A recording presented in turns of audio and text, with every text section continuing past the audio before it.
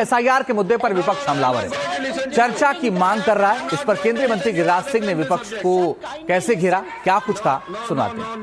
गिरिराज जी, आज भी विपक्ष पूरी तरह से तैयार है पार्लियामेंट में प्रोटेस्ट करने के लिए और एसआईआर आज एक बहुत बड़ा मुद्दा दोबारा से रहेगा।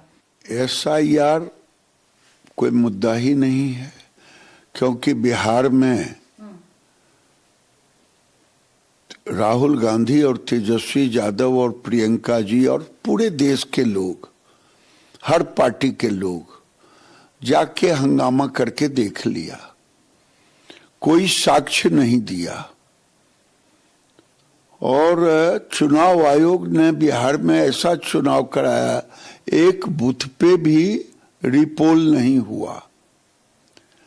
अगर हिम्मत होता राहुल गांधी में तो एसआईआर के खामियों को ले जाके देते ना। लेकिन विपक्ष कह रहा है कि क्यों बिहार और बंगाल में जब चुनाव होते हैं तभी एसआईआर की प्रक्रिया कुछ महीने पहले शुरू हो जाती है, जहां पर अखिलेश यादव कह रहे हैं कि यूपी में हो रहा है, अब उसका लेना देना क्या है, चुनाव बाद में है। तो ये टाइमिंग्स पे बड़े सवाल उठ रहे हैं। काहे को टाइमिंग पे सवाल? वो तो चुनाव आयोग आज होना चाहिए था, हर 20 साल पे होता था, तो लेट हो गया। 2020 में ही होना चाहिए था, 2025 में हो रहा। क्या वोटर लिस्ट का शुद्धिकरण नहीं होना चाहिए? शुद्धिकरण हुआ तो बिहार में मरे हुए लोगों का नाम अलग किया गया कि नहीं? जो दोहरी वोट था, 2 जगह उनके नाम को हटाया गया कि नहीं? नहीं हटना चाहिए, ये मैं विपक्ष से पूछता हूं। तो यहाँ पर गिरिराज सिंह विपक्ष पर हमलावर है। उधर प्रियंका गांधी जो है, उन्होंने सरकार पर जमकर हमला बोला है। प्रियंका गांधी का कहना है कि सिर्फ विपक्ष पर आरोप लगाने की यहाँ पर कोशिशें की जा रही हैं, सरकार किसी भी चीज पर बात नहीं करना चाहती है, ये लोकतंत्र नहीं है। You ask me every day why Parliament is not functioning. It's not functioning because they're refusing to talk about anything. So it's very easy to blame the opposition, but the fact is they are not allowing any discussion on anything. And that is not democracy. A healthy democracy demands discussion and everybody has different views. You hear them out. और इस खबर पर लगातार बात करने के लिए हमारे साथ बाबा बने हुए। बाबा, प्रियंका गांधी कह रही हैं कि भाई ये सरकार जो है सिर्फ थोपने का काम कर रही है, और एक जिसका जिक्र आप संचार साथी का कर रहे थे, उसको लेकर भी प्रियंका गांधी मुखर हैं और आने वाले वक्त में वो भी एक बड़ा मुद्दा बनने जा रहा है। एक तो ये तो तय है। जी हाँ, संचार साथी ऐप को लेकर के मनोज झा का बड़ा अच्छा कमेंट है। ये संचार साथी नहीं, ये सरकार साथी ऐप है।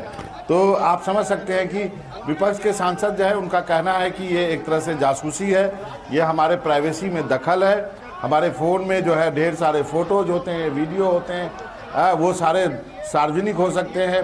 वैसे ही जो है नंबर्स को लेकर के जो मेंबर्स हैं उनकी चिंताएं रहती है कि आपके नंबर वैसे ही बहुत ज़्यादा सार्वजनिक हो जाते हैं। आप अपना कहीं पे नंबर लिखते हैं, फिर आपके पास स्पैम कॉल्स आते हैं। स्पैम कॉल्स को लेकर के भी उनका कहना है कि पहले इस पर रोक लगनी चाहिए, और ऊपर से ये ऐप डाउनलोड करना यदि अनिवार्य हो जाता है तो उसके बाद हमारी जो है फ़ोन में प्राइवेसी नहीं रहेगी। हमारे वीडियोज, हमारे फ़ोटोज, आजकल बैंक अकाउंट, सब कुछ उसी में होता है डिटेल।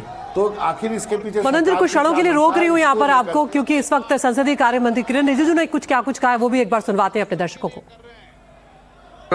कुछ और बात लेकर के उनसे बात करूँ। सर, इलेक्टोरल रिफॉर्म्स के एम्बिट के अंडर डिस्कस हो सकता है? देखिए, हम शुरू से कहा कि अपोजिशन पार्टी से बातचीत करने में हम बहुत ही अपने आप को आगे रखते हैं, मैं पीछे नहीं हटता। और पार्लियामेंट्री डेमोक्रेसी में एक दूसरे के बीच में आदान प्रदान होना चाहिए।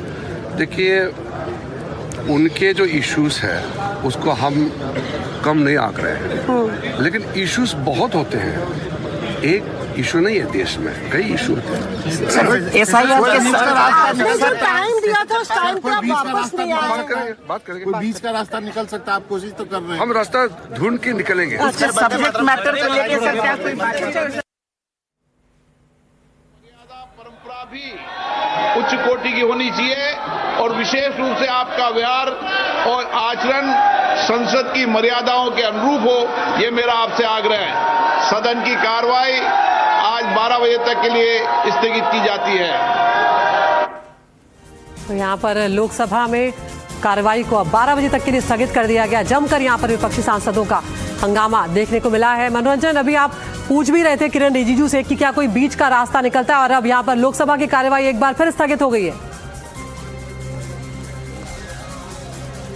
जी हाँ, मैं बात आपको लगातार बताने की कोशिश कर रहा हूं कि वो मीटिंग ग्राउंड क्या होगा विपक्ष और सरकार के बीच में। ये मुद्दा बहुत ज़्यादा इमोशनल भी हो गया विपक्ष के लिए, और उनको लगता है कि जो आने वाले राज्यों में चुनाव होने हैं उसके बाद जो एक विपक्षी एकता हुई है वो उसने एक ताकत दी है विपक्ष को। इसलिए विपक्ष जो है अब इस बार सरकार से कोई पक्का कमिटमेंट चाहता है। कल जो राज्यसभा में जो है लीडर ऑफ अपोजिशन खड़गे साहब ने कहा, उसके बाद पार्लियामेंट्री अफेयर मिनिस्टर ने भी उठकर जवाब दिया, जिसके बाद ये कहा गया कि भाई ये बात तो आप सरकार बहुत दिनों से कह रही है कि हाँ हम तैयार हैं, हम डिबेट के लिए तैयार हैं, लेकिन कब होगी डिबेट, क्या इसका कोई टाइमलाइन दिया जा सकता है या कोई टाइम फ्रेम दिया जा सकता है।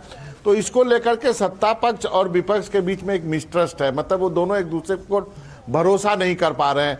सरकार कहती है कि वो डिबेट के लिए तैयार है, विपक्ष कहता है टाइम बताओ।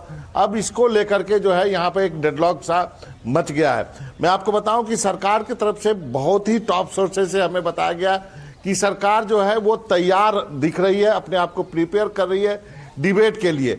इसके लिए जरूर आपको आने वाले दिनों में ये खबर भी आपको मिलेगी कि सरकार किसी पर्टिकुलर नियम के तहत क्या टॉपिक किस ढंग से डिसाइड किया जाएगा, क्योंकि आप चुनाव आयोग को या एसआईआर को लेकर के ऐसे डिस्कस नहीं कर सकते। आप पहले भी यहाँ पर इलेक्टोरल रिफॉर्म को लेकर के चुनावी प्रक्रिया में सुधार की बात करते हुए डिबेट्स हुए हैं, तो क्या उसी तरह से इसको किया जाएगा, इन्हीं नियमों के तहत किया जाएगा, क्या यही चीज फ्रेम की जाएगी, इसको लेकर के एक चिंतन सरकार में है। और आने वाले दिनों में आपको इसका परिणाम देखने को मिल सकता है कि शायद कुछ दिनों के अंदर ये डेडलॉक टूट जाए। यदि ये सरकार और everybody has to go by the rules. Yes, then you are occupying the well and what rules it is. They have gone back. All of them have gone back. Let them go to their seat and sit. Otherwise you have to read in the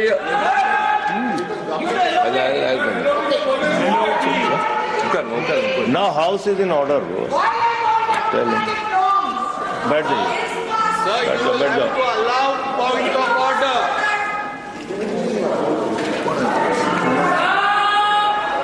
Mr. Chairman, all are in their respective. No. Sir, point of order. Hello. Point of order. Point of order. Mr. Tiwari. First of all, I let you. बैठ जाइए। Yes. I am. और अहम खबर आपको एक और बताते हैं। संचार साथी ऐप को लेकर सियासत तेज हो गई है। सरकार के फैसले पर विपक्ष ने सवाल उठाए। उन्होंने कहा कि नए मोबाइल में ऐप डालने के केंद्र के निर्देश हैं। सभी मोबाइल कंपनियों को अब आदेश जारी कर दिया गया है और किसी भी मोबाइल फोन में बिना संचार ऐप के वो बेचा नहीं जा सकता है। और केंद्र के फैसले पर यह विपक्ष ने यहाँ पर सवाल उठाए। सीधे तौर पर कहा गया है कि ये आम नागरिकों के जीवन में दखल देने की एक तरह से कोशिश है, ये जरिया बन जाएगा संचार साथी ऐप। आरजेडी की तरफ से कहा गया कि ये सरकार साथी ऐप है, तो इस तरह के तंज जो हैं वो विपक्ष की तरफ से अब यहाँ पर लगातार कसे जा रहे हैं। लेकिन अब ज्यादा वक्त नहीं है जब संचार साथी ऐप जो है उसको लेकर सियासत और गरमाने वाली है, क्योंकि अब उसको अनिवार्य कर दिया गया है। दूरसंचार विभाग की तरफ से 90 दिनों का नोटिस जो है वो कंपनियों को दिया गया है।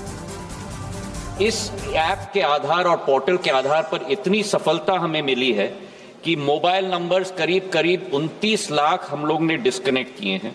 मोबाइल हैंडसेट्स करीब 5.5 लाख हम लोग ने ब्लॉक किए हैं। बल्क एसएमएस सेंडर्स 20,000 हम लोग ने ब्लॉक किए हैं और व्हाट्सएप अकाउंट्स करीब 24 लाख हम लोग ने ब्लॉक किए हैं।